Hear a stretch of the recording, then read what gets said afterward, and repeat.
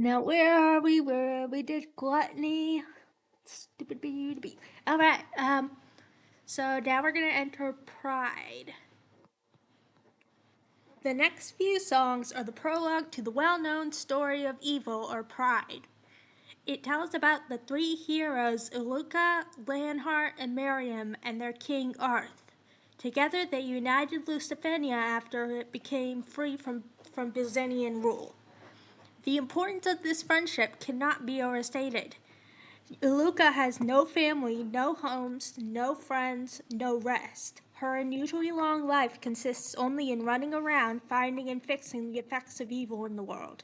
Anyone would easily be driven to despair at such a reality. But there is finally a ray of hope in her life. She doesn't have to be alone. She now has friends, people who love and care for her, and vice versa, and in a short while she'll gain two more. In a world plagued by malice, goodness still endures within the heart of man. We're going to break down that sentence one day. There's a reason I wrote it like that. So, we're going to break down that sentence in the future. Maybe once we're done with the entire story, and we're going to... Alright, so it is 480, which means we are about... No, anything but that. Which means that we are like halfway through the 1,000 years.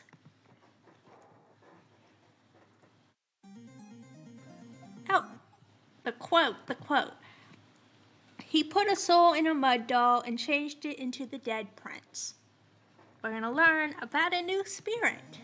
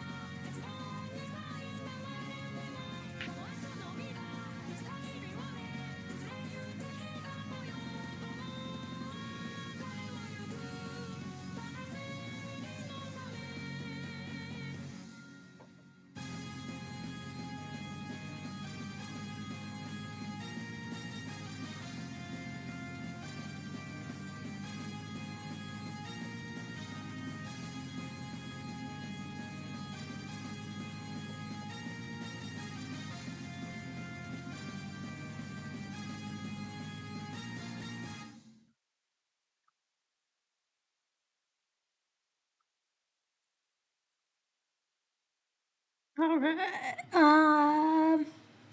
Arth is the father of the princess and the servant. He almost died. I guess I gotta change that to he actually died when the carriage fell off a cliff. But the crow spirit lich made him a mud body and put Arth's soul in it. Yeah. When he grew up, he united Lusitania and expanded his territory. He married his childhood sweetheart Anne, and after many years, finally had a pair of twins named Lillian and Alexei. Neo Maria of the Inverted Gravestone. We're not going to listen to that because we got a lot of songs to go through, but I'll read her thing because it's important. Miriam is the head maid of the palace and one of the three heroes. When she was little, her family was murdered by Irina's new body, Abessayar, who then raised her to be an assassin. But during one of her missions, she fell off a cliff and recovered with amnesia. She joined the Asmodean military in their defense against Lusitania, but after seeing a red cat, she remembered her past and ran away to the enemy country. There she met a mercenary named Gast and decided to join. She and a mercenary named Gast decided to join Art's ranks. Let's see what pics we got. That is Irina's new form. She's this old lady. And that is Arth and Anne. I thought that was a cute picture.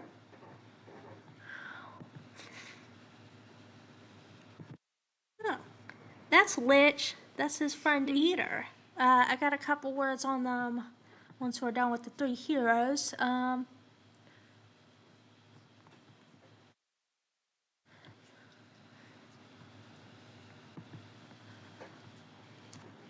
The hero's armor is always crimson, even if these are deeds for someone's sake. Can you call that justice? So from now on, there's going to be a lot of people doing evil things because for the people that they love. But is it just to do evil things because it's good for people who you love? No, that is not true justice. Where is the justice? Yes.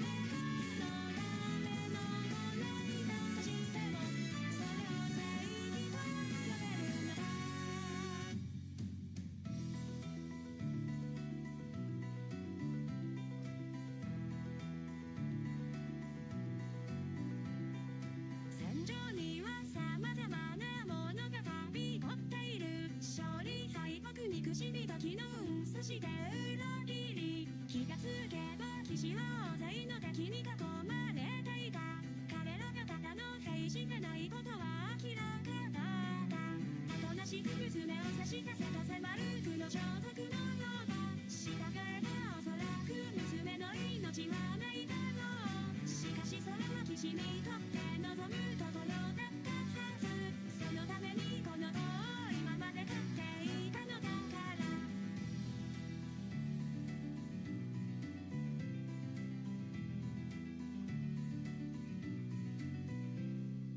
剣を持ち騎士を守るように前に立った者がいた震えてる小さな背中それは幼い絵の子だった哀れな娘よお前が父と慕う者は今まさにお前を売ろうとしてたというのに騎士は娘の頭を優しく撫でた後殺し屋に向かって剣を抜いた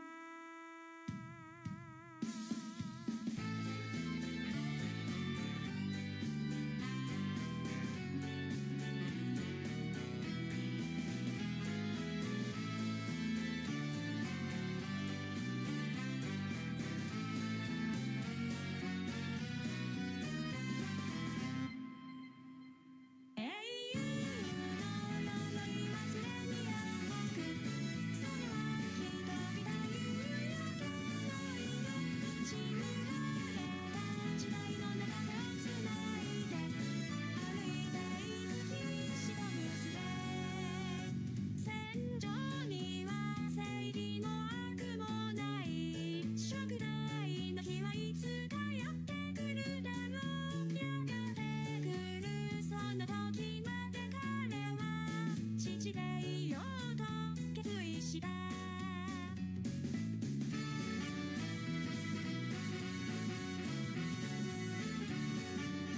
And that's just credits.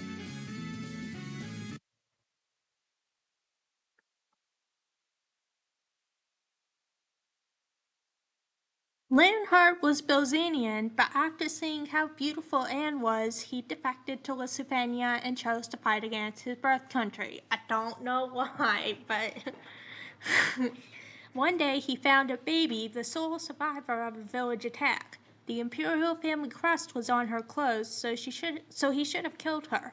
Instead, he took her as a future bargaining chip and named her Germaine.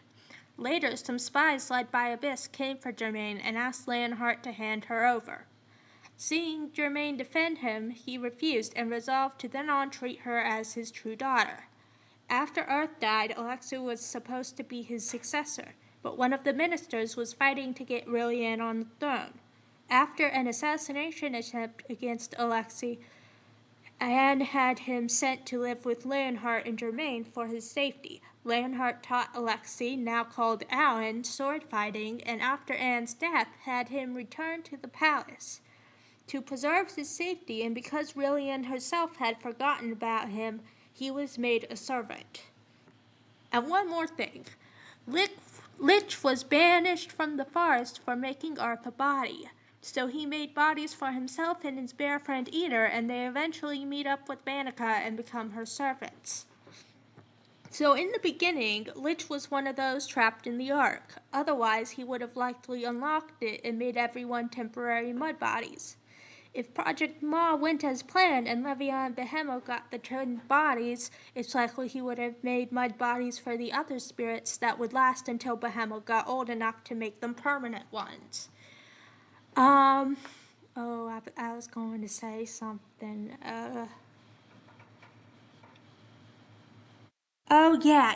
So Arth is the best mud body Lich ever created. He tried making one as good as that, but he couldn't make one.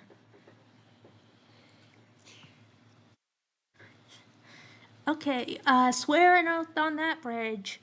Everyone laughs, I laugh too. Surely even something like fate can be changed.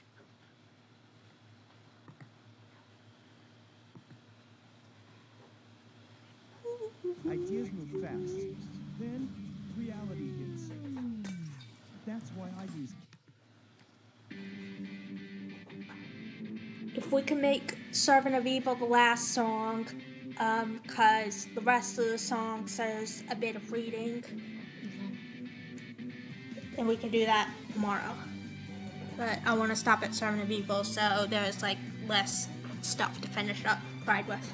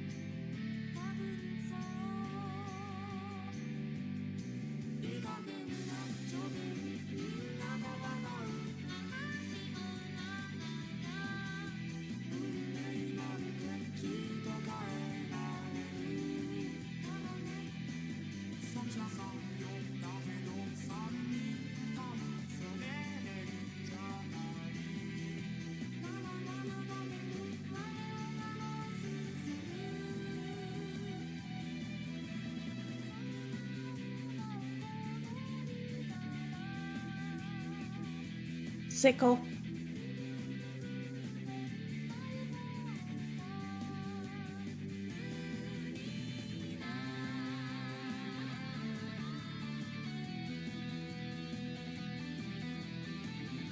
This is the video that Rose Red chose to do the Daughter of Evil with. It's not the video I chose, of course, but I hope it's really accurate to the novel.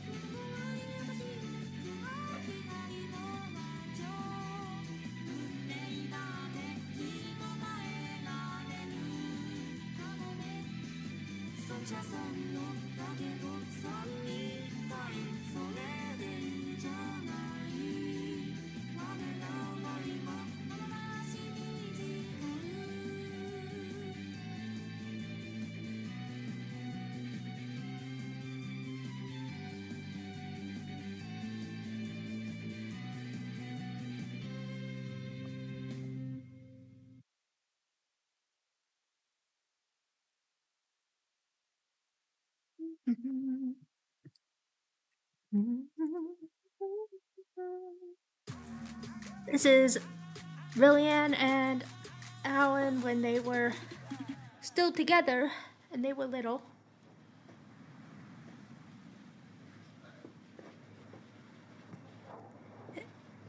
And they get to meet someone. They meet someone.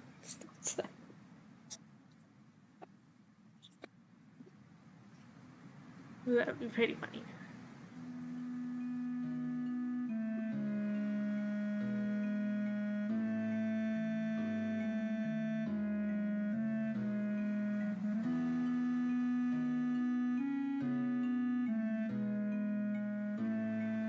It's not Seth. I can tell you that it's not Seth. 何もないところで突然つまずいて泣き出した大丈夫それはきっと悪い夢のいたずらよ早く帰らなきゃ暗くなる前に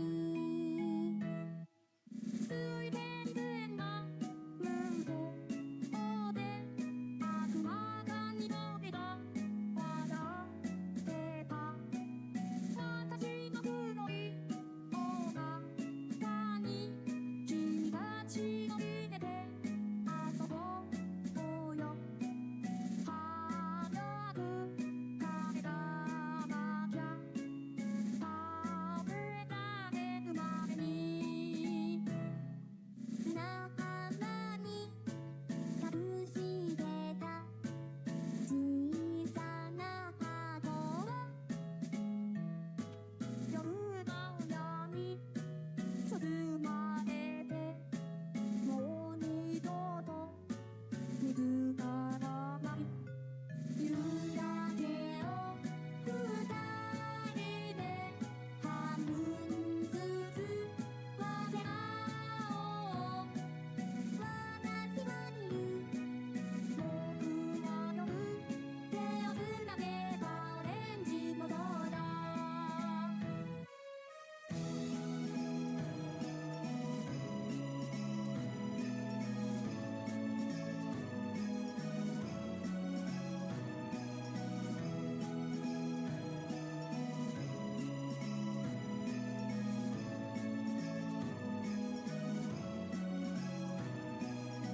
三度目の鐘の音は悪魔が目を覚ます合図物干しそうな顔してじろりと扉を見つめてる私のやつは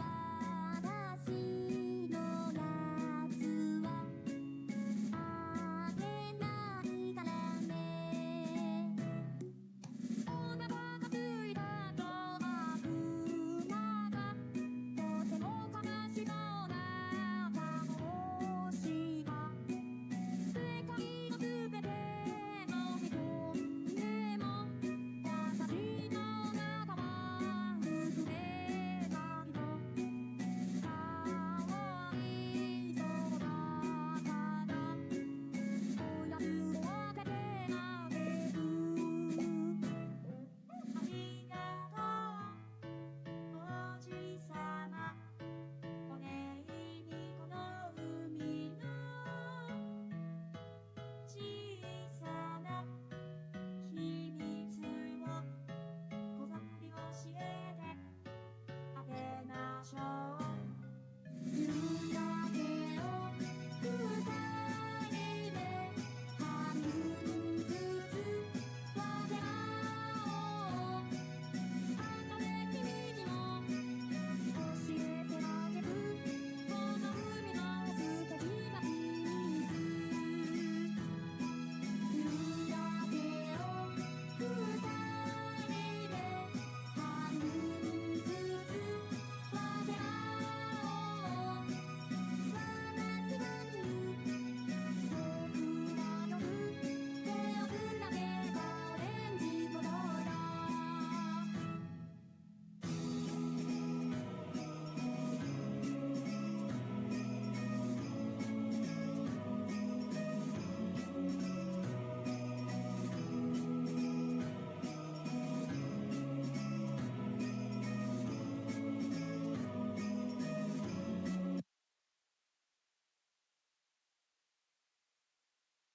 When the twins were still together, they would often sneak out of the palace and explore.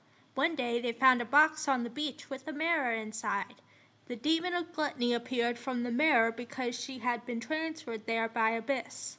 The demon asked for food, and while Liliane refused, Alexei agreed, and in thanks, Manica told him about the message in a bottle. You'll learn about that in Regret Message. I think you already know it. Alexei shared this secret with his sister, and later when he was a servant, she would give him her special requests in a bottle. But Banica was still mad at Lilian and possessed her for a short while until Aluka exorcised her. This ended up wiping Lilian's memory. Later, when Lilian was made queen, one of her maids named Nay gave her another mirror. This mirror contained the demon of pride, a mouse named Maria. Oh look, we are exactly 500 years.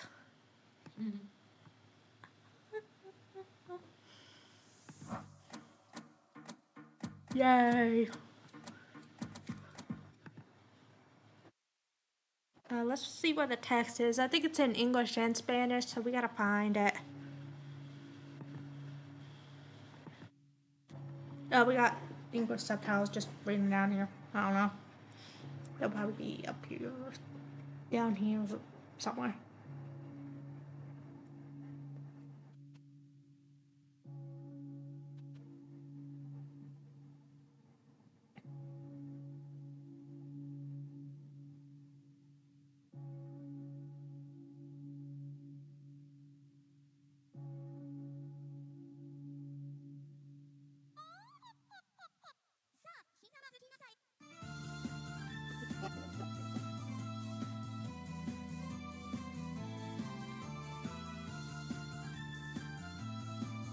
Well, it's the 18th anniversary of this. This year.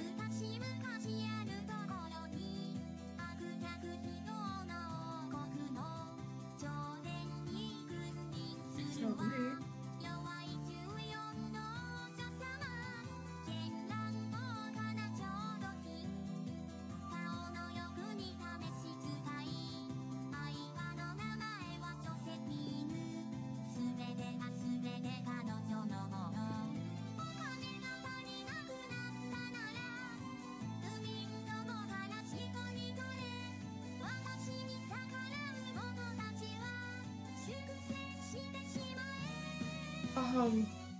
A splendid ruler.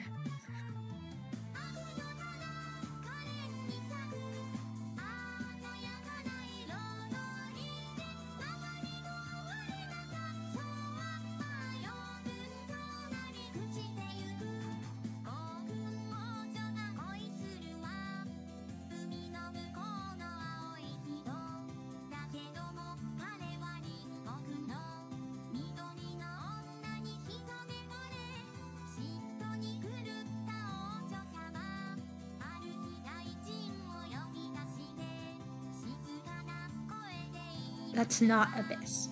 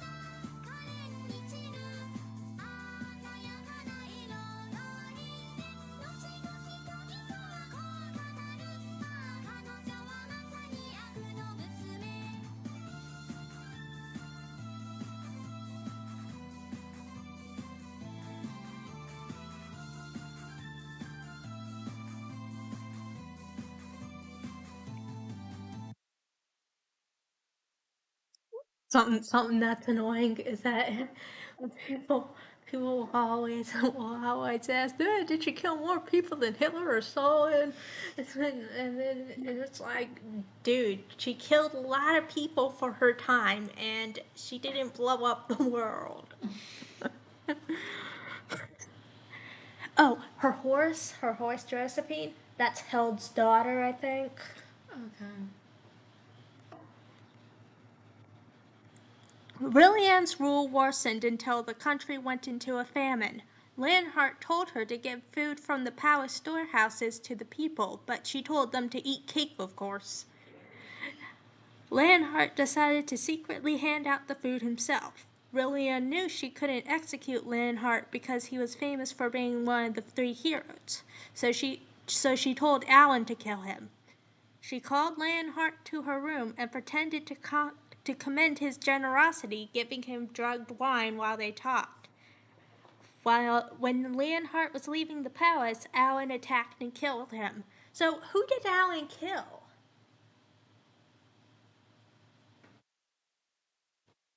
What relation?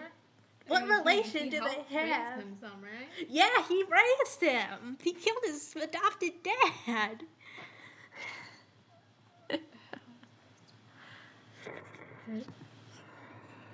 Petricide, is that what it's called? Yep. Kill your father? Yep. Oh, time for everyone's favorite song. Shibba-da-bee.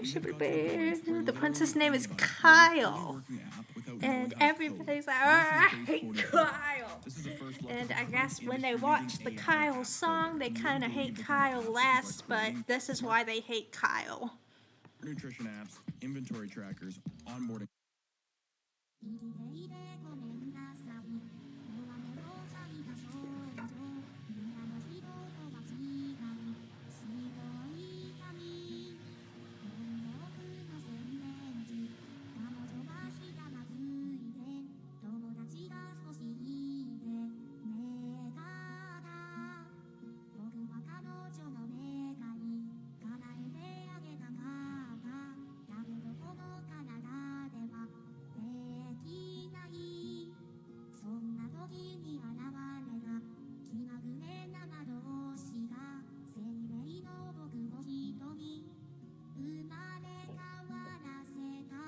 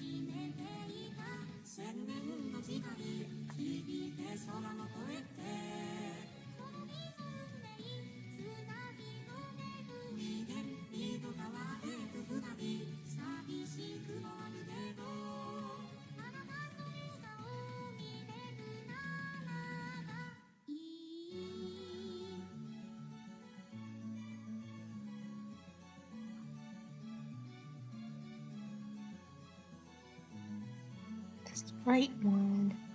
Yes, it's the right one. Are you waiting for something to happen that hasn't happened? No, I just didn't know if there would be something else.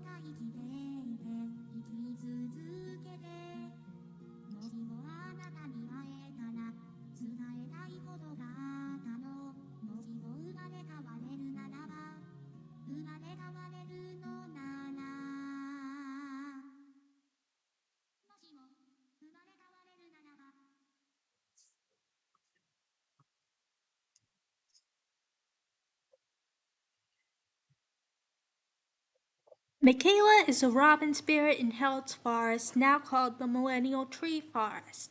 Her real name is Michael Arklow, so you can see where Held done messed up.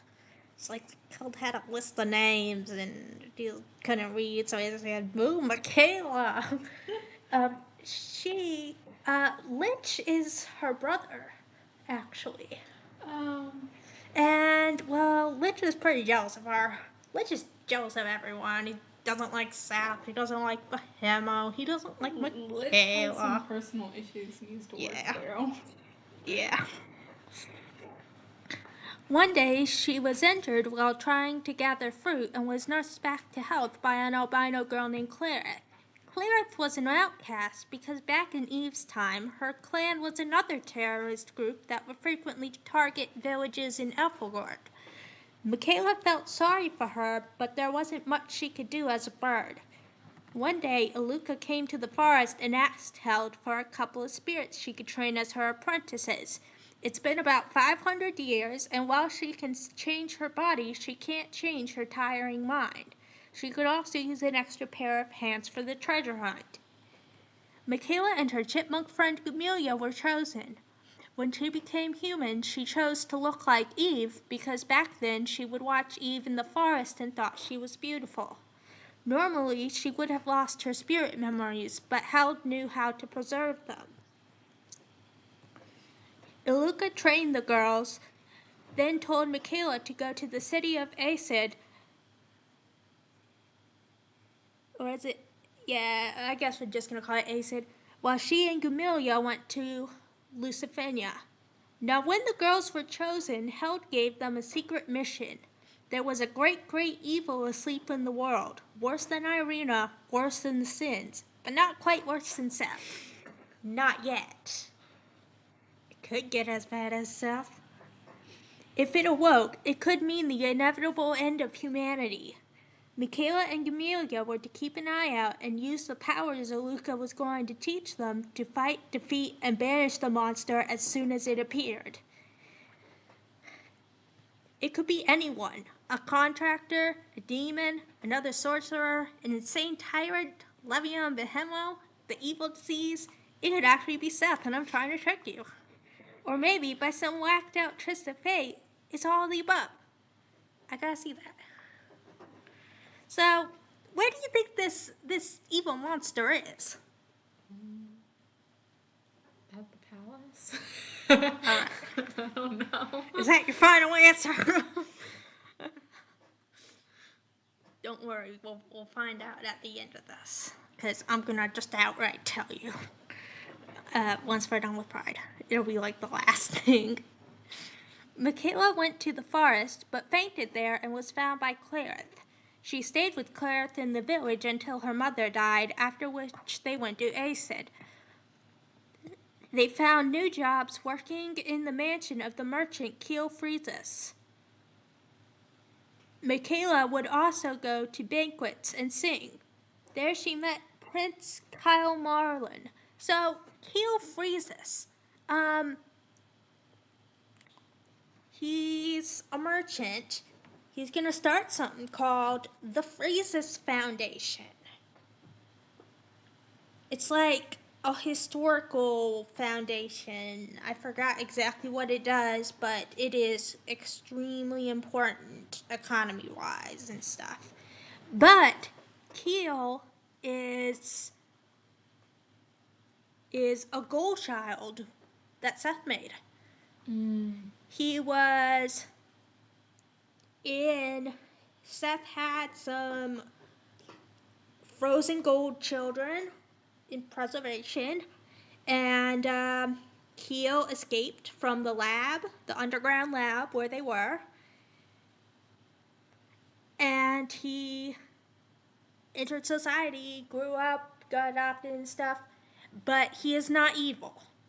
Okay. He is not evil. He's just a stand-up guy. Just a stand-up guy. He's a nice guy. Kyle was royally engaged to Lillian, but was very enchanted by Michaela's beauty. He talked with her and gave her a shell necklace. After the banquet, he made it a habit to visit her every day, which much annoyed Clarith. One day, Clarith got drunk and yelled at him, saying Michaela didn't truly love him. Which is kind of true, because Michaela loved Clarith. She didn't really have feelings for Kyle. Later, Kyle told Michaela that while he liked Lillian, it was only as a friend. Shortly after Kyle's breakup with Lillian, Michaela was contacted by Luca on a Magic Onion phone, yes, and was warned about the coming genocide. Iluka wanted to turn Michaela back into a spirit, but Michaela refused. She and Clarith escaped back to Clarith's village, but found it had already been purged.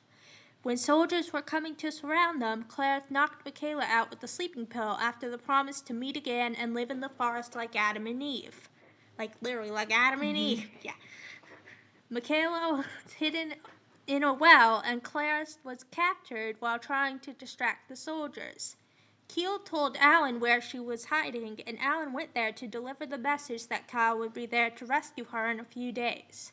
Alan then told Michaela to come with him to a safer place, but she refused, wanting to wait for Iluka and Clarith. The next day, she was stabbed and left to bleed out at the bottom of the well. Lillian left her troops in Ephelgort to continue the massacre in the hopes of conquering the territory. She only called them back when Alan threatened to leave the palace if she didn't. After this, the demon left Rolly Ann. Alright, we're gonna listen to Song of Evil. We're gonna finish the talk, and then we'll stop.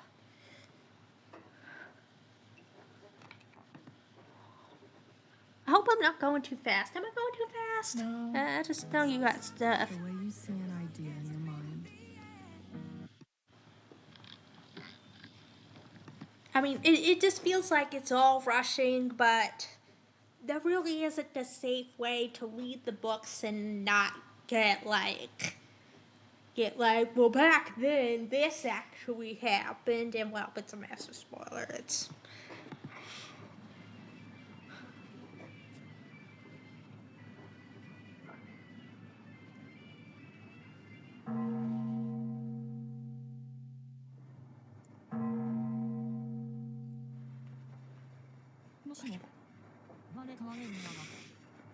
If I could be reborn.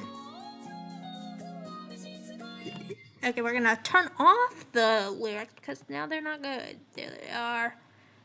Fucking Chinese, no. Okay, the lyrics are going to be, up here.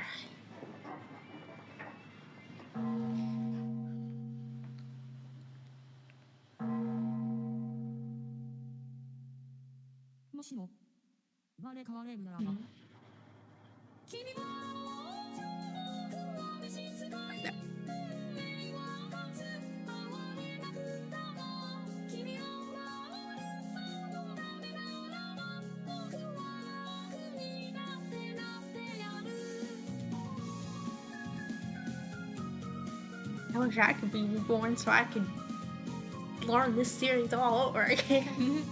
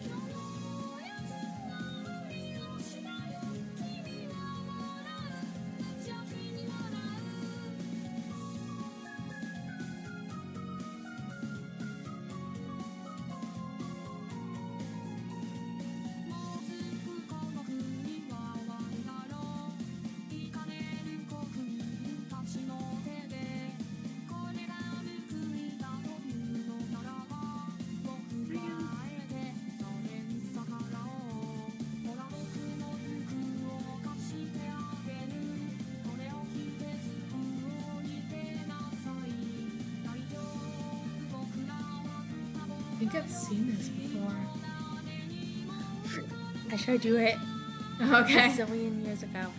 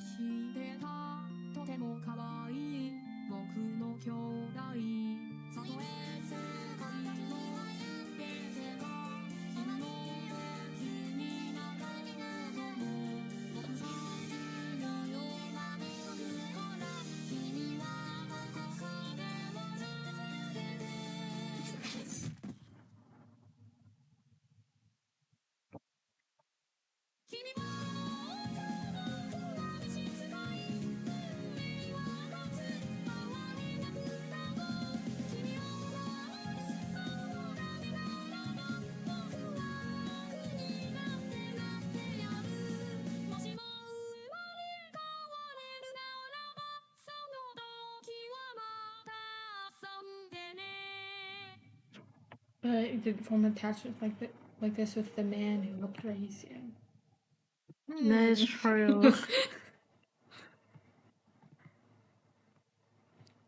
After Michaela's death, Kyle found Germaine and offered to join the revolution she was planning. When they invaded the palace, the soldiers were too worn out to defend it. Miriam took Alan aside and told him to usurp and kill Relianne. He refused, going so far as to swap places with the princess, letting her escape. When Germaine went to inform the princess of her execution date, she realized the truth. Alan refused to run away and told her that he killed Leonhardt. In the end, she and Kyle agreed that the best option would be to execute Alan anyway, as it would pacify the crowd. Okay, so we got, how long is, so Regress Message and Daughter of Light. Yeah, that's a short one, but this one's a long That's one. really so- long. Yeah, it's 2 novels that I skimmed through, and